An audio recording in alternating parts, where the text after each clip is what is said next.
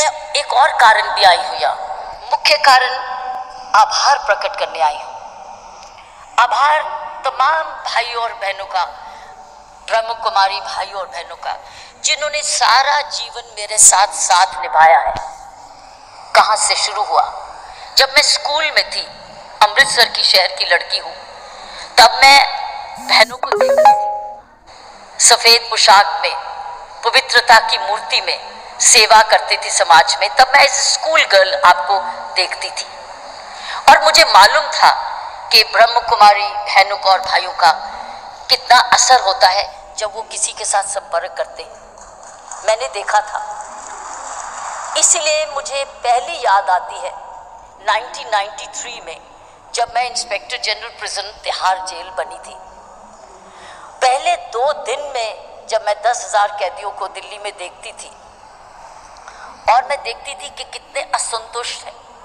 As a police officer तो मैं देखती थी, लेकिन मुझे उनके हल नहीं पता थे कि मैं इनको सोल्यूशन क्या दूं, इनको दवा क्या दूं। दवा तो मेरे पास नहीं है, लेकिन दवा तो मैं दे सकती हूँ कहीं से कहीं। कहाँ से दवाई लाऊं?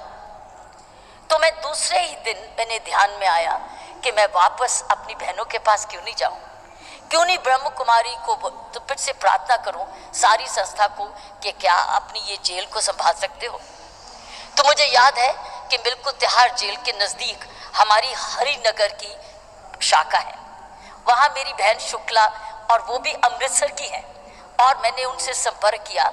उन्होंने एक दिन भी नहीं ज़ाया किया और वो अगले दिन अपनी फौज के साथ जेल के अंदर आ गए।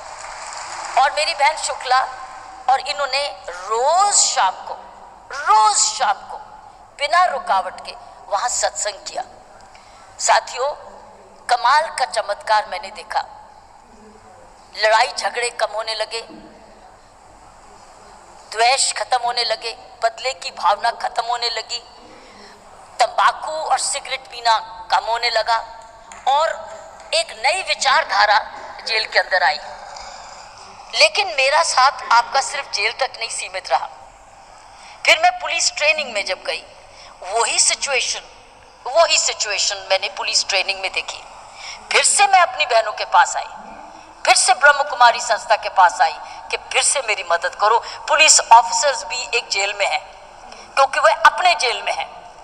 वो तो कैदी शहर के जेल में थे, अपनी तो जेल में थे, इसीलिए अपराध किया था।